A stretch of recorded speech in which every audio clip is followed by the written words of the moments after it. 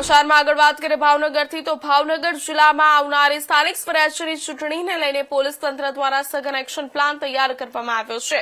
ચૂંટણી દરમિયાન કાયદો અને વ્યવસ્થા જળવાઈ રહે તે માટે લોખંડી સુરક્ષા કવચ ગોઠવવામાં આવી રહ્યું છે અને એટલે કે શાંતિપૂર્ણ માહોલમાં ચૂંટણી યોજાય તે અંગેની પૂરી તૈયારી ભાવનગર પોલીસ દ્વારા કરવામાં આવી છે।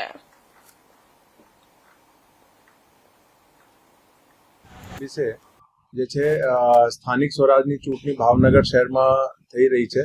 એમાં અમારા એક મહાનગરપાલિકા ભાવનગર, 3 નગરપાલિકા, 10 તાલુકા પંચાયત અને જિલ્લા પંચાયતનો ચૂંટણી છે। એમાં ટોટલ જે છે 1172 બૂથ બિલ્ડિંગ છે, જે પૈકી 272 જેવા જે છે સંવેદનશીલ અને અતિ સંવેદનશીલ જાહેર કરવામાં આવેલ છે। આમાં જે છે ટોટલ પોલીસનો એસઆરપી અને જે બીજા ઓક્ઝિલરી ફોર્સીસ હોય છે એના ટોટલ 3800 નો બંદોબસ્ત છે અને 150 થી વધારે ટીમ જે છે અલગ અલગ વિસ્તારોમાં જે છે પેટ્રોલિંગમાં રહેશે પોલીસની। છેલ્લા 25 દિવસમાં ઇલેક્શન લક્ષી જે કામગીરી સતત ચાલુ છે।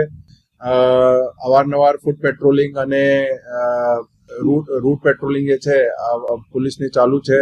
અટકાયતી પગલા પણ એક્શન જે છે છેલ્લા 25 દિવસોમાં લેવામાં આવેલ, જેમાં ટોટલ જે છે અત્યાર સુધીમાં 6800 જેવા જે છે અટકાયતી પગલા અલગ અલગ હેડ્સમાં લીધું છે।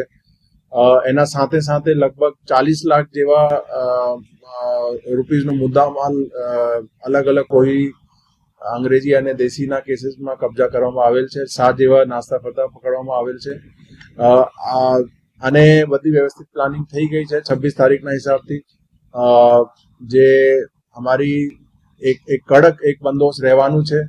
જે પણ ચૂંટણીના દિવસે કોઈ પણ એવા માણસો જે ચૂંટણીના દિવસે શાંતિથી જે ઇલેક્શન ચાલે છે એમાં કોઈ પણ જાતની શાંતિ જળવાઈ રહે એના વિપરીત કોઈ કાર્ય કરશે એના વિરુદ્ધ કડકમાં કડક પગલાં જે છે પોલીસ લેશે। પોલીસ એલર્ટ છે એના માટે અને આજ અમારો ખાસ જે છે 26 તારીખનો એક ખાસ બધા પોલીસને પણ સૂચન છે અને બધા નાગરિકોને પણ અપીલ છે કે આપ જે છે 26 તારીખે વગેર કોઈ બીક શાંતિથી જે છે આવો। આપ જે આપને મૂળભૂત અધિકાર છે વોટિંગનો એને આપ યુઝ કરો અને બધા જે છે કાયદાના હદમાં રહીને જે છે ચૂંટણીના દિવસે કામગીરી કરશે અને નાગરિકોને અપીલ છે કે એ પણ જે છે વધારે સંખ્યામાં આવીને વોટિંગ કરે।